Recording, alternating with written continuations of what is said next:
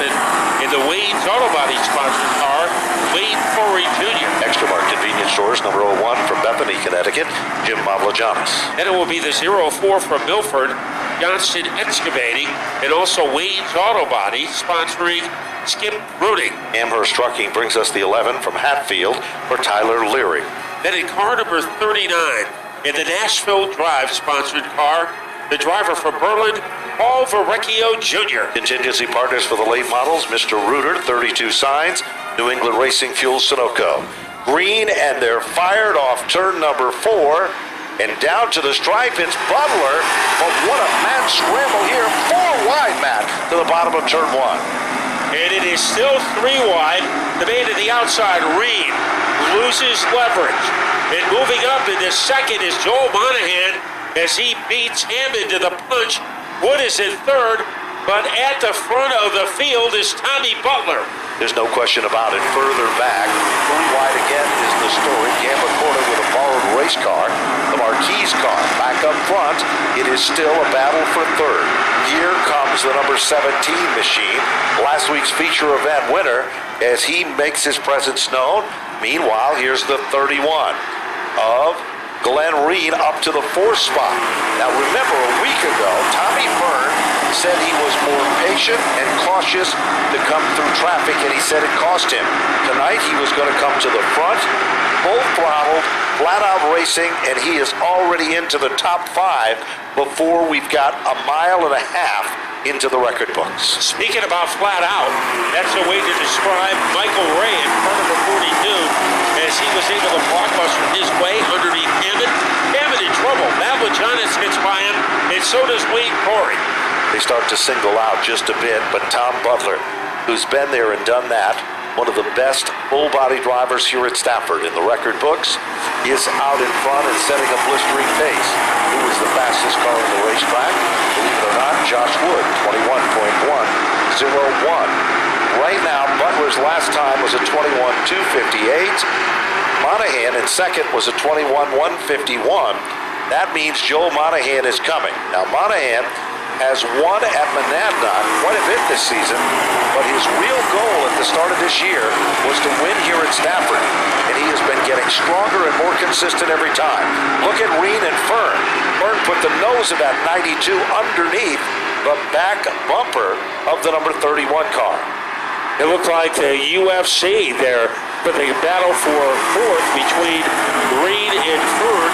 And Fern hanging out on the back bumper now makes a move.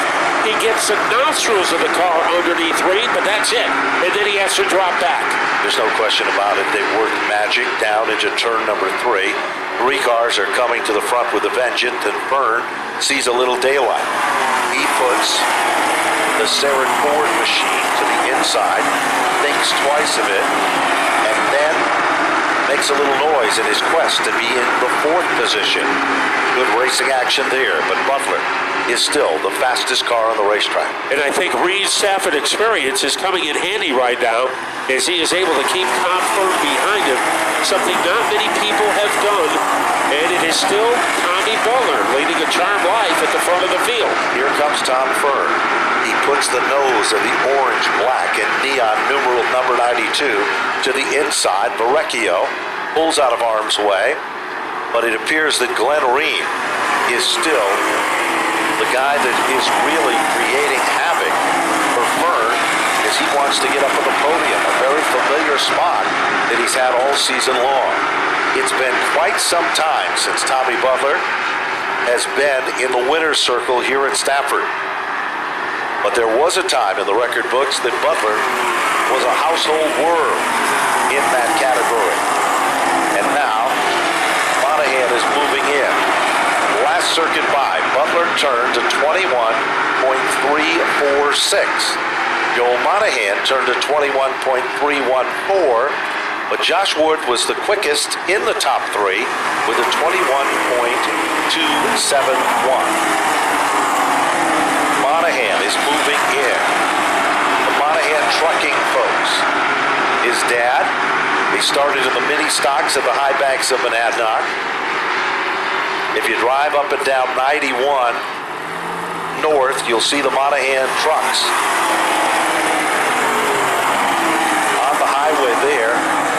clear sight. And now trucking in second is Joe Monahan. As he reels in, he's narrowed it down to less than a car length over Tom Butler. But the quickest car among the top three is Josh Wood. Last week he was in the winner's circle. Looks to be a repeat winner also. Three cars have pulled away. Byrne has settled back into the fifth spot as Glenn Ream continues to run strong in the fourth position. And just at the bottom of the top six, it is Michael Ray. This time, when they come to the stripe, halfway down and halfway to go, it is still Butler, but Monahan is getting quicker. Monahan is now the fastest of the top three as Butler continues to hit his marks. Less than 15 laps remaining, Matt, and Tom Butler's like the dominant car, like days of old at the front of the field. And he has to be dominant because this is the best we have seen Joe Monahan all season long.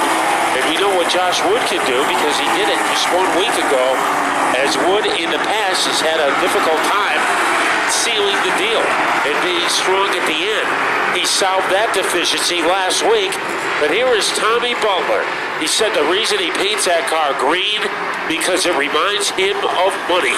It sure does, and he is in the money position here tonight. But it's not going to be without a fight as Joe Monahan continues to reel him in. Little cat and mouse like a Tom and Jerry cartoon as he rumbles off the turn. And the big cat seems to be Monahan, and the mouse that is being chased down is Tom Butler. Butler continues to be so dominant up front. 18 of 30 laps now complete. Oh, down the back straightaway. Literally, Michael Ray rode the cement retaining wall. Sparks will fly. He's all over Tommy Fern, Matt. Yeah, I think there's a new barrage of sparks generated by Ray as he tries to boogie his way underneath Tommy Fern. Fern is holding him off, and the script remains the same at the front of the field. Tommy Butler is looking for his 25th career win. So could he have a silver anniversary tonight? He is 10 laps away from doing that. He is definitely deserving. A good guy from out of the paddock area. Always with a big smile on his face. Never gave up, keeps digging. Said he came back to racing at Stafford because he just likes to race. As Butler continues to set the blistering pace. But Monahan is still right there. A look at timing and scoring. Butler, 21.479. Monahan, 21.404. Wood, 21.460. That was the last time by. Further back. Tommy Fern is slightly off the pace now. Here comes Wayne Corey. Fern is in trouble, Matt. Corey muscles his way to the inside. And Corey is able to go from 7th to 5th as he is able to elbow past Tommy Fern. He got by Ray, he got by Fern, and he moves into the top 5. Tommy Fern's car has suddenly become evil, and it is slightly off the pace. Fern, who's running for a championship, but likes to run hard and likes to win here at Stafford, and has done that most of this season. Monahan is still there contending in second. The Monahan trucking number 03 closes in on Butler. Back to the stripe. 24 circuits complete. Next time when they come to the line, 5 to go. And Reed is about to have some fun as he tries to swing his way around the 17 of Wood. It is not working yet. Tommy Butler, is he going as fast as he can or just going as fast as he needs to? Because he has maintained a steady margin over Joel Monahan for about the last dozen laps as Monahan gets him within striking distance, and then Butler doesn't seem to be perturbed at all. Certainly does seem to be the case. The times were almost identical. 497 to 477 to 502.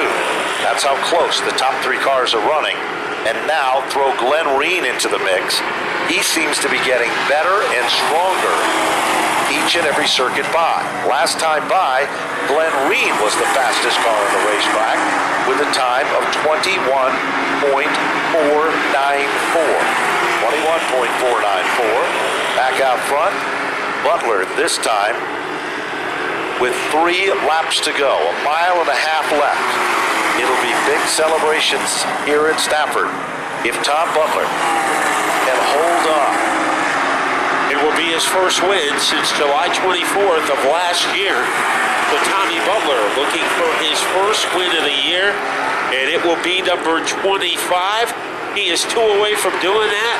Glenn Reen has tried every trick that he knows to get by Josh Wood and move into a podium position, and he just can't figure out a way to get past that number 17 car. There's no question about it as he comes off turn number 4. It's down to this, a white flag. 1 circuit left, a half mile. Tom Butler, will he be able to pull it off? Joe Monahan reeling him in. And look at Glenn Reen.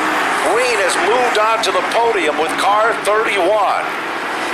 Final time into turn number 3. Ladies and gentlemen, he has done it again here at Stafford. Tom Butler will take down the win. Great run for Joe Monahan for second. Glenn Reen, the comeback kid. He is out of the car, and he will be talking to John Delfino. How you doing, Tom? Great race there. You're the new guy. Started out in the middle of the pack there, made your way up to first, and didn't look back. How'd you do it there tonight? Well, we've had a good car. Last week we probably had the same amount of the car we had, and I kind of had a driver error and popped the wall coming off 2, knocked a toe in. We finished 5th, but we're not down here for anything but wins, and we're pretty excited, I'll be honest. These young guys, though, I don't know, they're making me work hard here. I got to thank Barry Fluckiger for his race chassis, Tony Altieri for the power, of course my crew, but out those, I got the good job. I get to drive.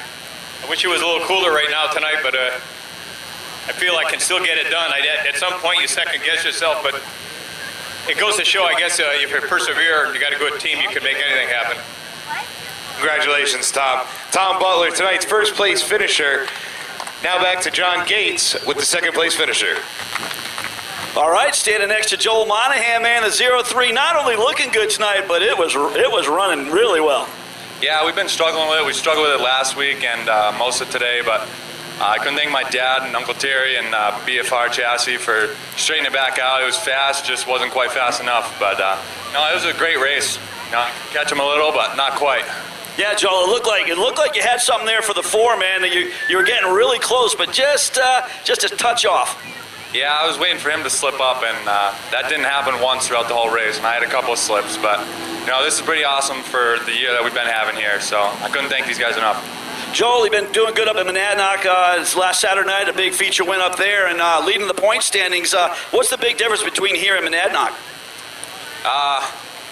I'm a lot better at Monadnock, honestly. I got a lot more time there than here, but this is neat to come and try something else different, and bigger, run with new guys. I enjoy it. How about some sponsors on that car, Joe? Big thanks to Rad Auto for the steam, BFR Chassis for the car, Rick Bushy's signs for making it look good. Just really a big thanks to my dad, Jim Bro, Uncle Terry, Derek Baker, my brother Kyle for coming out tonight. Joel Monahan, second place tonight in that beautiful 0-3 car. Speaking of beautiful, that number 31 car not looking so bad either. Glenn Reen, third spot tonight. That car looks like a Sprint Cup ride. Tell you what, good ride tonight for you. Yeah, I got to thank the good Lord for the opportunity to be here again. This guy's RRC is just an awesome organization. I can't thank them enough. This is actually a real special win, it's a win for us because we had some issues this week. But good friend of mine and crew member Billy lost his grandmother this week, so this one's out to him. Another good thing was Rob and his brother Mark were all birthdays in the same week, so we really wanted to win. We got kind of screwed up on that initial start and worked our way back through it. But awesome run with Josh. I had a blast with him. Didn't really mean to get into him right there, but I had to get on the podium at least. So I apologize to Josh. Huge thanks to my sponsors. I want to thank them for being here. Life Care Family Chiropractic. Tony from TA Engines, awesome power. Ruby's Liquors and Alpine Tree Service is great. And I actually had another sponsor on my SK, but we had some part failures, so we can't run the SK race. But I want to thank GP Fence for coming on board with us there. So thank you guys, and thanks for the fans for coming out. There he is, man. Glenn Reen, third place tonight in that beautiful number 31 car. Did a good job in the late model main event.